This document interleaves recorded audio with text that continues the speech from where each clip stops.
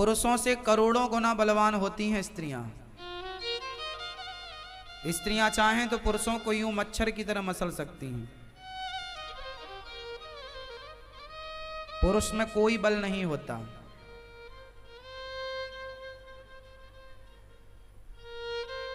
स्त्रियां पुरुषों की अपेक्षा करोड़ों गुना बलवान होती हैं, शक्तिशाली होती हैं। आप लोग अपनी शक्ति पहचानती नहीं हो।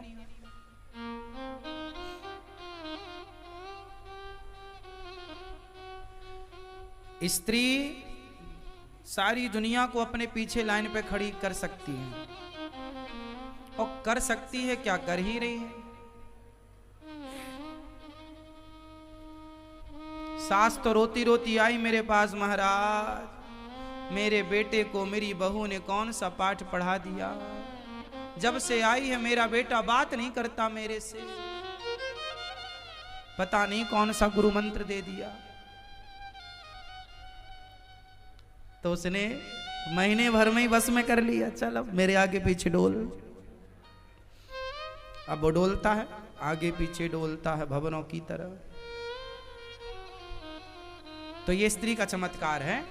स्त्री चमत्कारी होती है।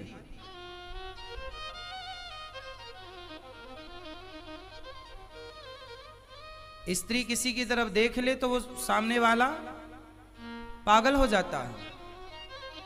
इसलिए साधु पुरुषों को, समझदार लोगों को किसी भी पर स्त्री के चक्कर में नहीं पड़ना चाहिए। इसलिए स्त्री के मुख को देखने से मना किया जाता है। स्त्री को घूंघट की परंपरा क्यों डलवाई गई कि तुम घूंघट में रहा करो? क्योंकि तुम घूंघट में नहीं रहोगी तो ये पुरुष पुरुष नहीं रह जाएंगे।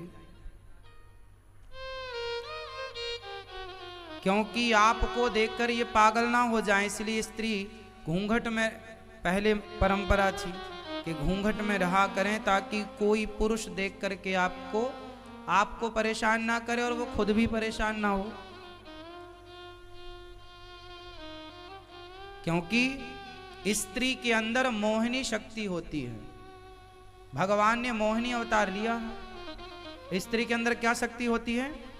वो मोहित कर लेती है।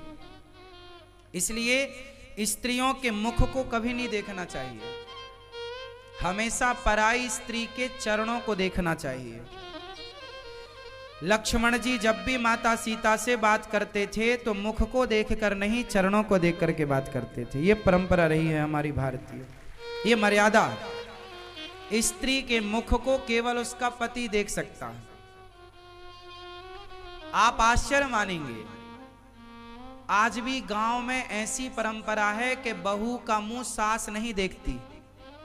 मतलब सास अपनी बहू का मुंह नहीं देख पाती, वो सास के आगे भी घूंघट करके रखती है।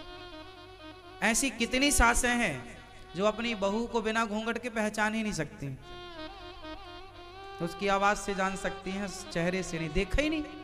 मतलब ऐसी ऐसी मर्यादाएं। अब तो इन मर्यादाओं की जरूरत नहीं। मतलब आज तो ये कहा जाता है कि आप घूंघट डाले हैं, मतलब समाज ये कहती है कि भाई स्त्रियों पर आप अत्याचार कर रहे हैं। बात सही भी है, इतना भी घूंघट डालने की आज के युग में जरूरत नहीं है, बिल्कुल नहीं। लेकिन पहले जो डाला जाता था वो केवल इस मर्यादा के लिए कि एक पतिव्रता नारी, एक श्रेष्ठ विचार वाली स्त्री ये सोचती है कि उसे किसी को अपने आप को दिखाने की जरूरत भी तो नहीं पड़ती ना, है ना। इसलिए स्त्री जब सजती है, संवरती है तो सिर्फ अपने पति के लिए, वो किसी और के लिए नहीं सजती संवरती। इसलिए घर के बाहर जाया करो तो नौकरानी बनके, और घर में रहा करो पति के लिए तो महारानी बनके। लेकिन आज उल्टा होता, घर में रहेगी नौकरानियों की तरह और बाहर निकलेगी तो। आज के लोग घर वाले को दिखाने नहीं चाहते कि हम देखो तुम्हारे लिए सजे, हम बाहर चली सच के, तो बाहर वालों को दिखाना है क्या?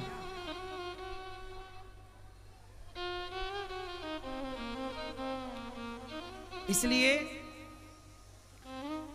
स्त्री के चरणों को देखने की परंपरा। इसलिए अपने बच्चों को सिखाया करो कि बेटा हमेशा स्त्रियों के स्त्रियों से ज्यादा देर तक ना आंखें ना मिले किसी से।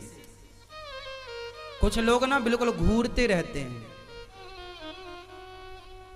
और आजकल आप लोगों को सिखाया भी यही गया है, ताकते रहते तुझको सांझ सवेरे। आजकल परंपराएं तो वहां से बिगड़ गई ना। आजकल देखना तो सिखाते ही नहीं है।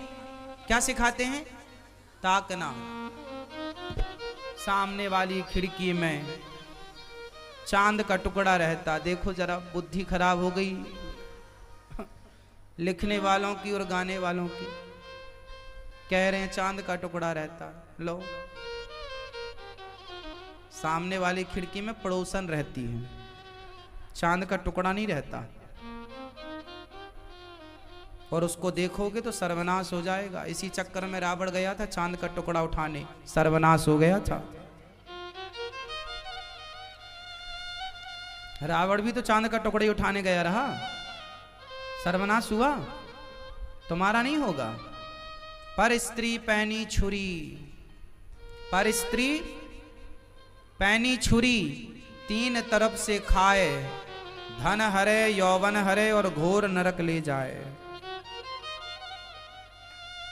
पराई स्त्री से बच के रहना है, पराए पुरुष से बच के रहना है।